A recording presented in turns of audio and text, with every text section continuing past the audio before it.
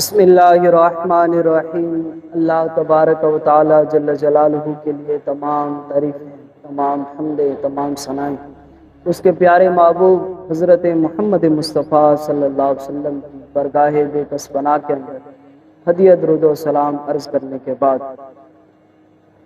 میرے دوستو، رسول کریم صلی اللہ علیہ وآلہ وسلم کا مبارک زمانہ مبارکہ تھا، اور صحابہ کرام رضوان اللہ تعالی اجمعین نے از خود اس بات کو محسوس کیا کہ رسول پاک صلی اللہ علیہ وسلم کے بہت زیادہ اخراجات ہیں، بہت سارے غلام رسول پاک صلی اللہ علیہ وسلم کو ملنے کے لیے آتے ہیں، ان کی مہمان نوازی بھی رسول پاک صلی اللہ علیہ وسلم فرماتے ہیں، اور اگر ان کے برعکس دیکھا جائے تو رسول پاک صلی اللہ علیہ وسلم کے پاس آمدنی کے کوئی زیادہ اسباب بھی موجود نہیں ہیں۔ تو صحابہ کرام رضوان اللہ تعالیٰ مجمعین نے خود اپنی ایک میٹنگ بلائی اور ان میں یہ بات طے پائی کہ ہم ہر ماہ کچھ رقم جمع کریں گے اور پھر وہ جمع کر کے رسول پاک صلی اللہ علیہ وسلم کی برگاہ میں از خود نذرانہ پیش کریں گے اور عرض کریں گے کہ یا رسول اللہ صلی اللہ علیہ وسلم یہ قبول فرمائیے اور اپنے گھر کا بھی گزر اوقات اچھا فرمائیں، اور آپ کے پاس بہت سارے غلام آتے ہیں ملنے کے لیے، ان کے ساتھ بھی آپ خود کرم نوازی فرماتے رہیں۔ جب یہ ساری بات طے ہوئی اور صحابہ کرام رضوان اللہ تعالی اجمعین نے وہ رقم جمع بھی کی، تو پھر اب کسی کی یہ جرت نہیں ہو سکتی تھی کہ جا کے یہ کس طرح نذرانہ رسول پاک صلی اللہ علیہ وسلم کی برگاہ میں پیش کیا جائے، تو ان کے لیے حضرت عبداللہ ابن عباس رضی اللہ تعالیٰ عنہما کا انتخاب فرمایا، اور پھر انہیں یہ عرض کی گئی کہ یہ آپ ہم سے کچھ نذرانہ وصول کیجئے، اور رسول پاک صلی اللہ علیہ وسلم کی برگاہ میں پہلے یہ ہماری عرض بھی پیش کر دیں اور پھر یہ رسول پاک صلی اللہ علیہ وسلم کو پیش کر دیں۔ اللہ اکبر۔ صحابہ کرام رضوان اللہ تعالی مجمعین فرماتے ہیں حضرت عبداللہ ابن عباس رضی اللہ تعالیٰ عنہ نے وہ نذرانہ قبول کیا اور پھر رسول پاک صلی اللہ علیہ وسلم کی برگاہ میں گئے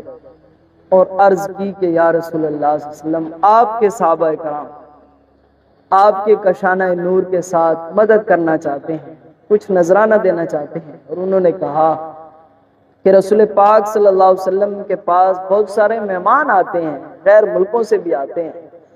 تو رسول پاک صلی اللہ علیہ وسلم کے گھر کا گزر اوقات بھی اچھا ہو جائے گا اور ہم ہر ماہ یہ نذرانہ پیش کریں گے۔ اللہ۔ جب یہ بات ہو رہی تھی رسول پاک صلی اللہ علیہ وسلم کو خود جواب ارشاد فرماتے،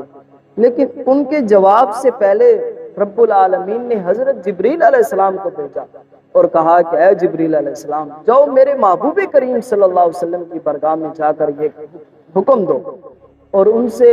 یہ آیات مقدسہ لے کر میرے محبوب کے سینے پر جا کے اتار دو اور کہو کہ قُلْ لَا أَسْأَلُكُمْ عَلَيْهِ أَجْرًا إِلَّا الْمَوَدَّةَ فِي الْقُرْبَى۔ فرمایا محبوب صلی اللہ علیہ وسلم آپ انہیں فرما دیجئے کہ میں اپنے جتنے بھی تبلیغ اسلام آپ کو پیش کیے، گویا کہ یہی بتا رہے میں نے مکہ المکرمہ سے جو دین کا، جو اسلام کا کام شروع کیا، اور پھر طائف کے اندر جا جو ان لوگوں نے مجھ پر پتھر برسائے ہیں، اور پھر جا کر احد کے میدان کے اندر میں نے اپنے دان مبارک بھی شہید کروائے ہیں، ان تمام احسانات جو میں نے کیے ہیں، وہ تمام احسانات کی میں تم سے کوئی بھی اجرت طلب نہیں کرتا، فقط ایک بات ہے الا المودۃ فی القربى، میرے جو قرابت دار ہیں، میرے جو رشتہ دار ہیں، ان سے محبت کرنا، ان سے الفت کرنا،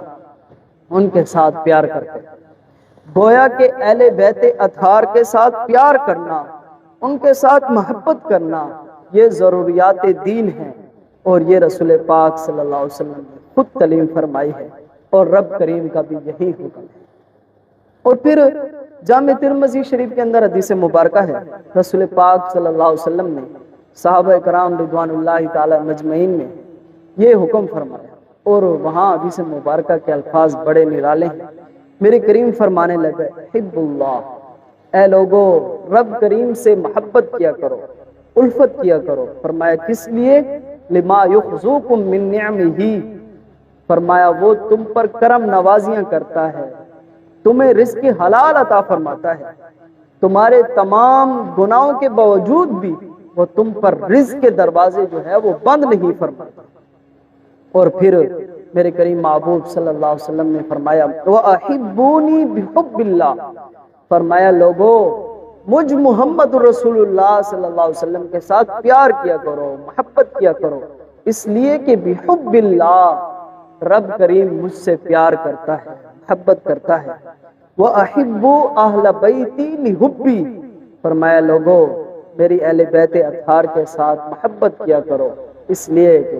میں خود محمد رسول اللہ صلی اللہ علیہ وسلم ان کے ساتھ پیار اور محبت کرتا ہوں۔ اور پھر امام طبرانی نے معجم الکبیر کے اندر اور امام بہقی نے سنن الکبریٰ کے اندر یہ حدیث مبارکہ لائی ہے، اور یہ حدیث پاک حضرت عبداللہ ابن لیلہ رضی اللہ تعالیٰ عنہ سے روایت ہے۔ وہ فرماتے ہیں کہ میرے ابو جان فرماتے ہیں کہ رسول پاک صلی اللہ علیہ وسلم نے فرمایا لا یؤمن عبد حتی اکون احب الیہ من نفسہ، میرے کریم نے فرمایا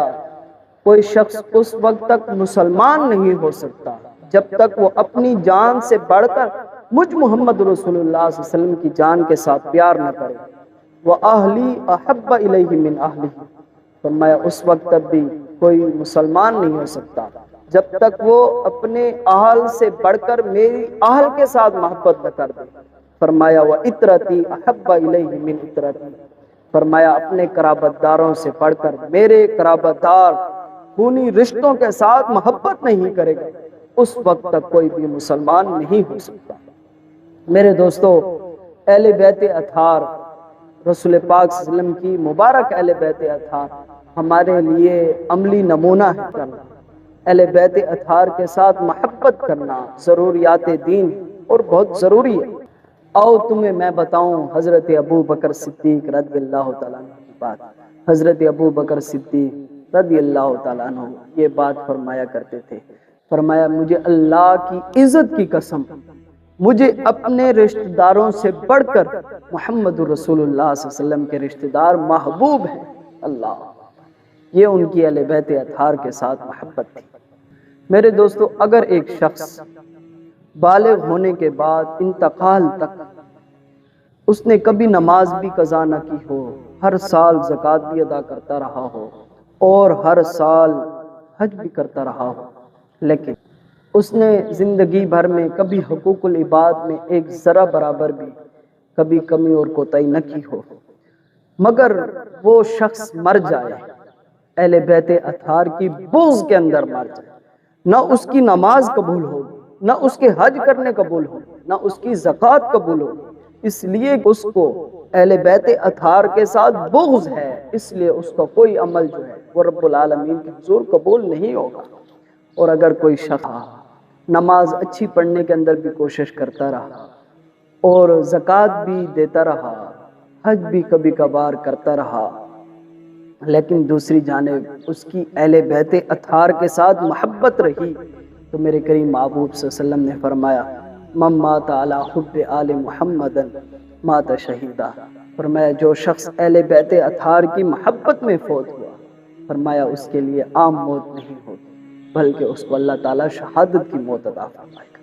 گویا کہ آل نبی کا پیار ہے ایمان کی زندگی، اگر ان سے نہیں ہے پیار تو پھر سب کچھ فضول ہے۔ اللہ تعالیٰ سے دعا ہے کہ اللہ تعالیٰ ہمیں اہل بیت اطہار کے ساتھ محبت اور الفت کرنے کی توفیق عطا فرمائے، آمین۔ وآخر دعوانا الحمدللہ رب العالمین۔